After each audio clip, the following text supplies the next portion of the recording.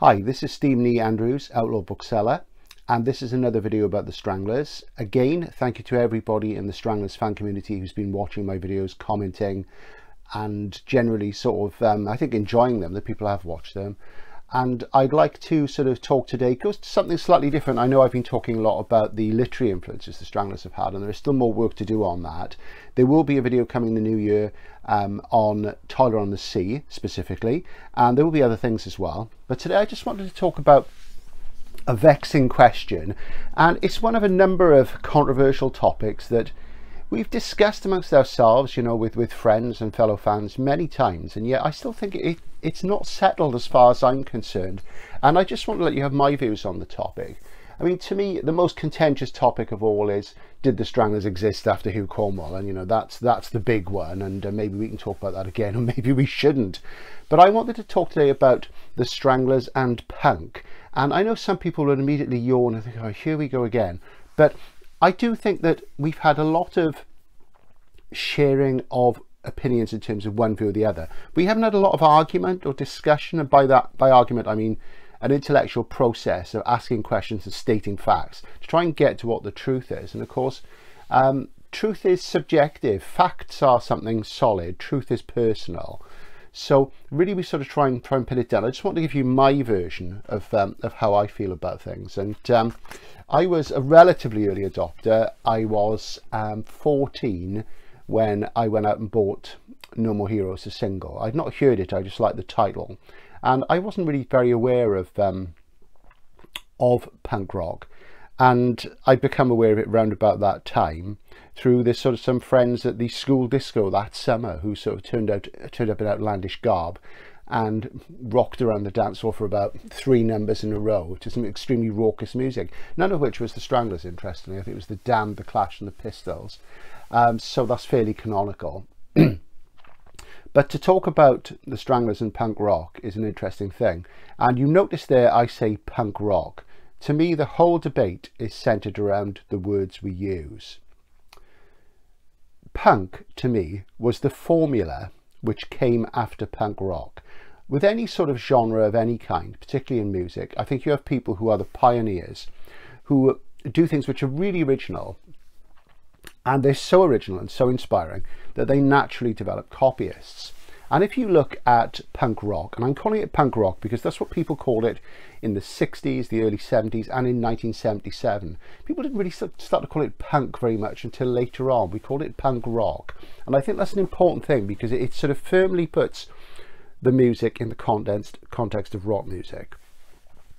So if we look back to the birth of rock music in around about 1965, we see, you know, the elements starting to come in. And I picked that date particularly because I think before that there was rock and roll and there was pop. But rock to me was something different. Rock wasn't about the universal, it was about the personal and the subjective. And one of the interesting things I found when I started listening to the Stranglers was that the songs on the first 2 LPs often clearly, you know, referred to very specific things which weren't universal. And back in those days, one of my thoughts was that how can I relate to something which is so specific, which you know, I can't see a parallel with in my life, and yet I found it exciting. And then I started to realize what the difference was between pop and rock. It gets confused, I think, because rock bands like the Stranglers will occasionally record songs which have a universal appeal, which are about the universal subjects, such as love and romance, which have always been a big thing in popular music, or the biggest thing. But it doesn't make them a pop group. You know, a rock band primarily will record songs with all sorts of different meanings, and sometimes they're very personal, very subjective, and they can't be applied universally. And this can be a big thing in a band's success, and we're talking obviously about lyrics here. So when rock music got going, initially there were sort of sound things like the feedback of the Who and the distortion of the Kinks. And of course, across the pond in '65, you had 2 of the most important early rock bands began to form, and that was the Velvet Underground and the Doors, both of whom were massive influences on the Stranglers. And I liken the Stranglers' early work to bringing those 2 styles together, the abrasive guitar of the Velvets and the sort of strange European feel of the Doors and the keyboards and what have you, and the poetic sort of sensibility, the doominess of both, and meshing them together.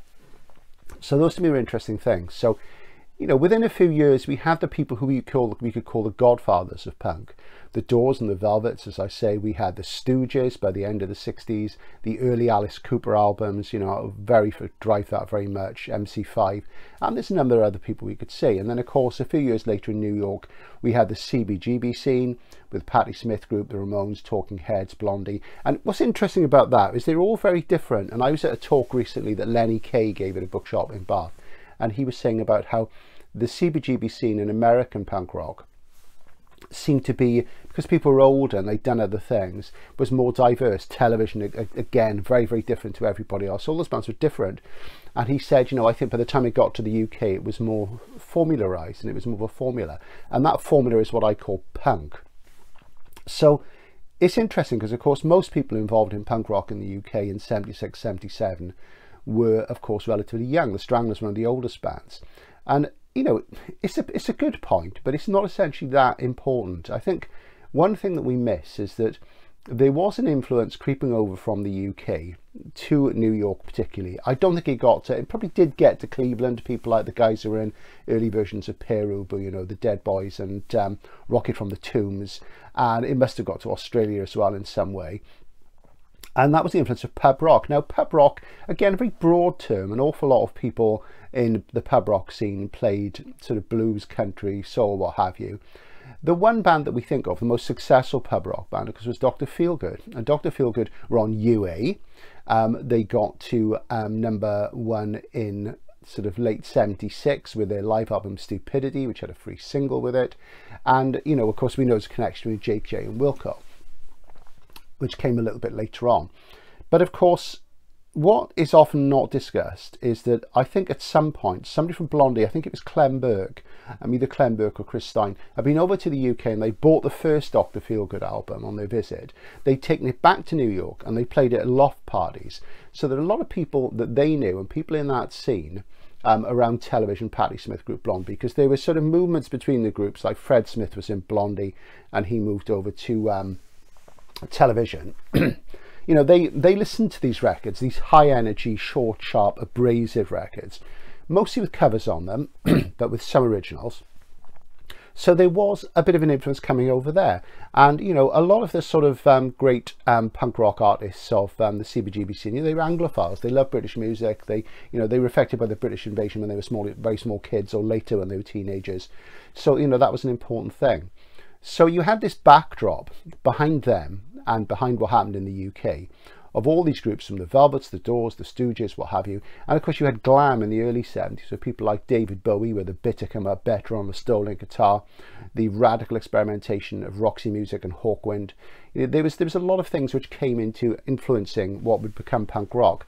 And 1975 is an interesting year because that's when we see, of course, the band forming in their definitive form, with Dave joining, playing their first gigs with him. And it's an interesting time because, of course, 75 was supposedly like the worst year in British music. I actually own loads of records from 1975 and I think it was a great period. But you see things were changing, and there were a number of bands around that time who didn't really succeed. I sort of call them the bands that time forgot. They were quite interesting, arty bands sometimes. Things like the Doctors of Madness with Richard Strange, Deaf School, Heavy Metal Kids. These were interesting groups, you know, Bethnal, these sort of people, and you couldn't pin them down. And there were bands emerging like Tiger Lily, who later became Ultravox with John Fox. And there's the first stirrings of all these things, and people wanted to do something different.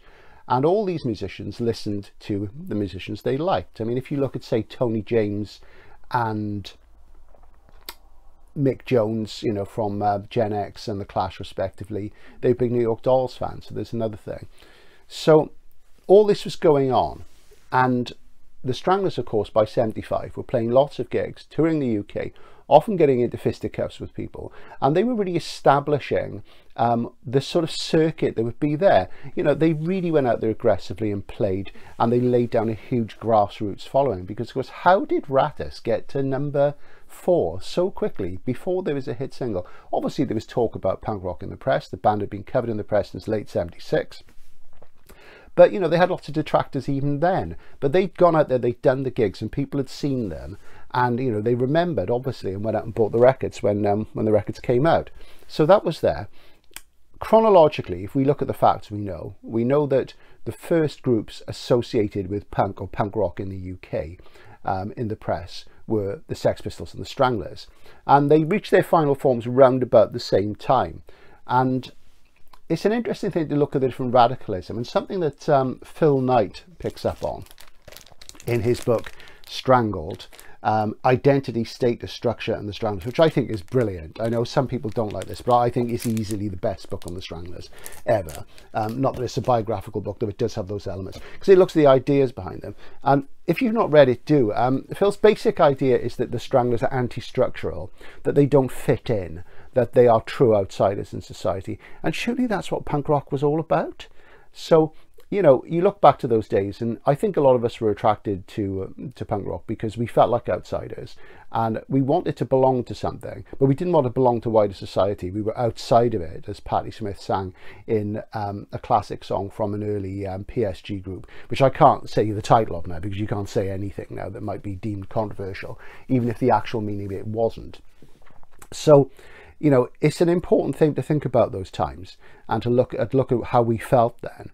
And I was certainly attracted to punk rock, not because I wanted to sort of dress the same as everybody else or think the same, but because I felt like an outcast from the rest of society and I needed something to identify with, to sort of escape the sort of solitude of being, you know, you're often very sort of churned up inside when you're young and you need to relate to other people. And through music and through art of different kinds is a great way to do it. So, you know, that's what drew me to the whole thing in the first place.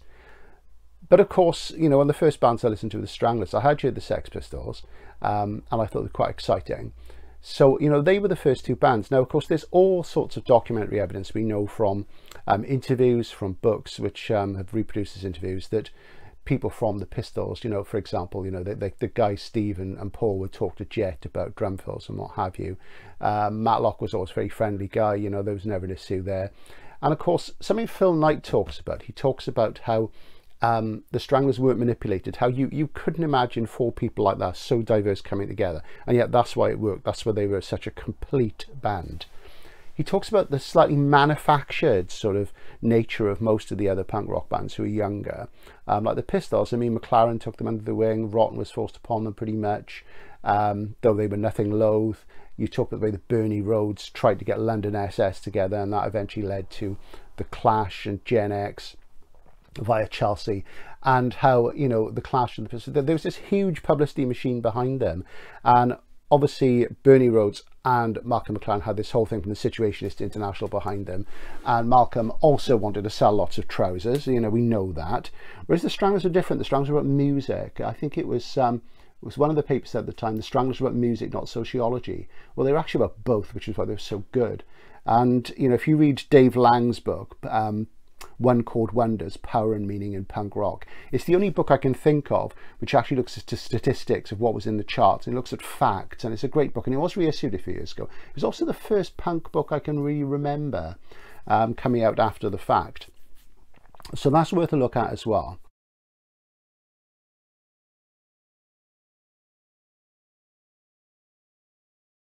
So what is punk rock as opposed to punk? I think punk rock is what we, the original audience, who were there between 76 and early 78, listened to at the time, what we were interested in, what we related to, and what we decided was punk rock. And, you know, early on there was a lot of discussion, and, you know, the Stalinism soon set in and the formula emerged. Punk emerged out of punk rock. Now, you know, it does go without saying that in terms of sort of musical sort of nous and ability and difference, the Stranglers did stand out like a sore thumb. But surely being a sore thumb is what punk was about being an outsider. You know, it's not about rebelling into conformity, being the same as everybody else. It's about being yourself. And if you look at the early punk rock bands, obviously, you know, the Pistols, you know, they were great. You know, the music is, you know, you hear a lot of talk about how the guys liked, you know, the Small Faces and those sort of things. Of course, Lydon comes on board, he brings his left field influences, and you get some Alice Cooper in there, and you get Hawkwind in there, you get the New York Dolls in there, you know, it's Liar is basically a cover of Puss in Boots from In Too Much Too Soon with different lyrics. So, you know, you get all that stuff in there. And of course the Pistols, they didn't really go straight ahead Ramones type thrash until, you know, Glenn was gone, and you just had a couple of tracks then written with Sid. You know, you had Bodies and Holidays in the Sun, which were the thrashiest ones. They're great, don't get me wrong.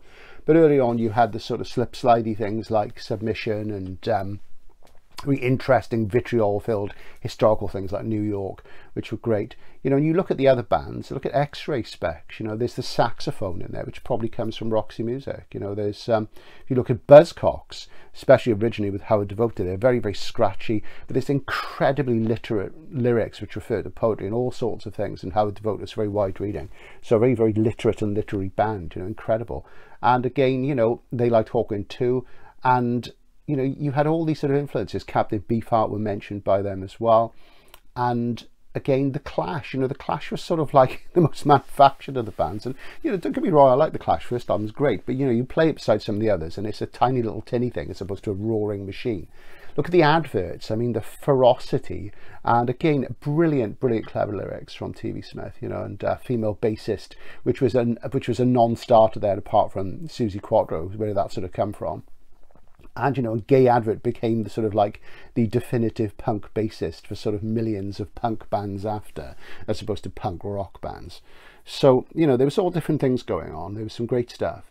And it was all different. It was exciting. You bought the records. There's all sorts of different things. And it's only, you know, as time went on, you got more and more formulaic things. And just looking at a record like this, the old Hope and Anchor, which we remember, interesting, you know, if you listen to this, I mean, I find a lot of it unlistenable, a lot of the bands I don't like at all, but, you know, there's great stuff on here. But if you look at the diversity, there's pub rock, there's power pop, people like the Pleasers, the Dire Straits are on here, the X-Ray Specs, 999, the Saints, the Only Ones, there's reggae from Steel Pulse, there's Rugulator, another pub rock band, and you know, the Stranglers are on there obviously as well. And you look at this and you look at the pictures, and we can remember Britain like this if you're a certain age, and if you're not, you know, sorry you missed out. It was great.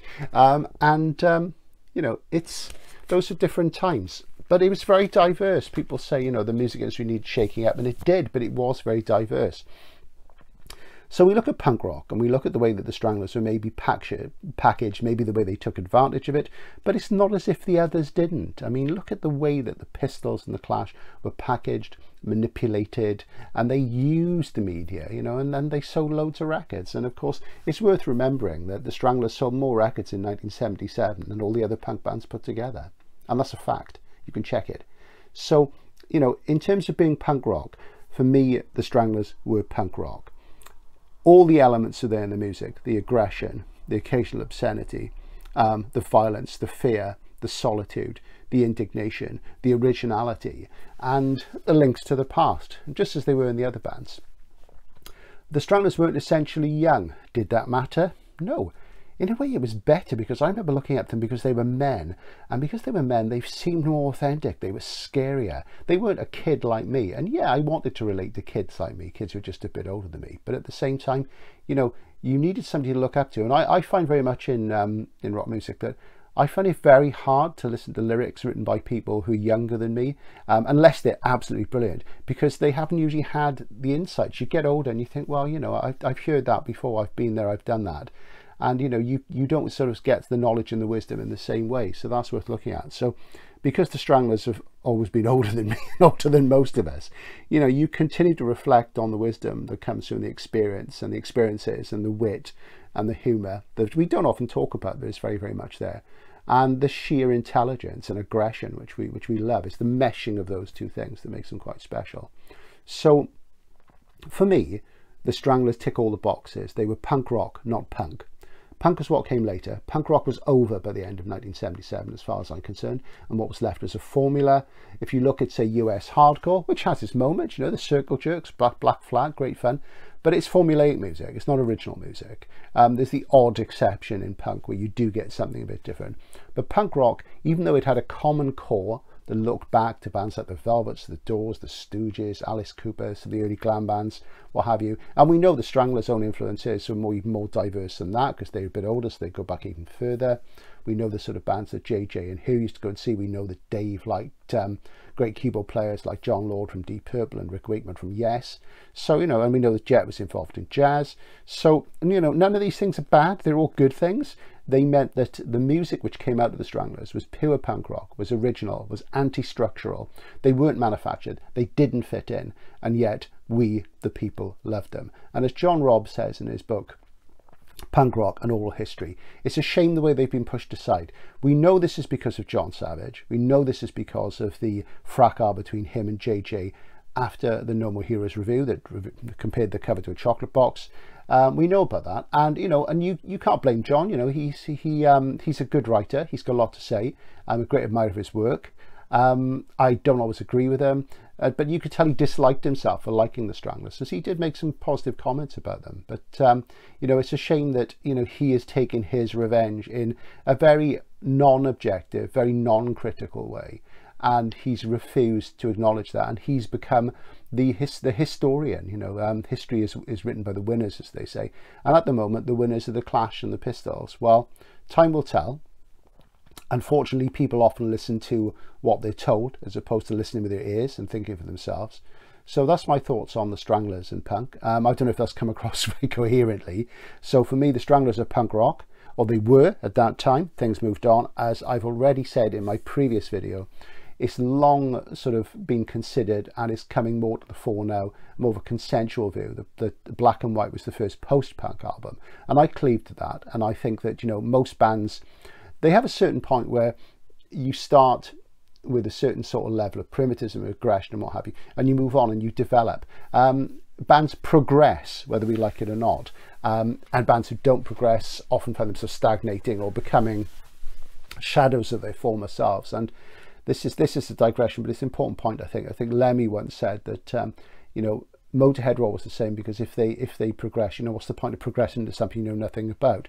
And of course, Lemmy has already been in a fairly proggy band. You know, he'd been in Opal Butterfly, he'd been in Sam Gopal Dream, and he'd been in Hawkwind, you know, where there's an electric violinist. So there you go.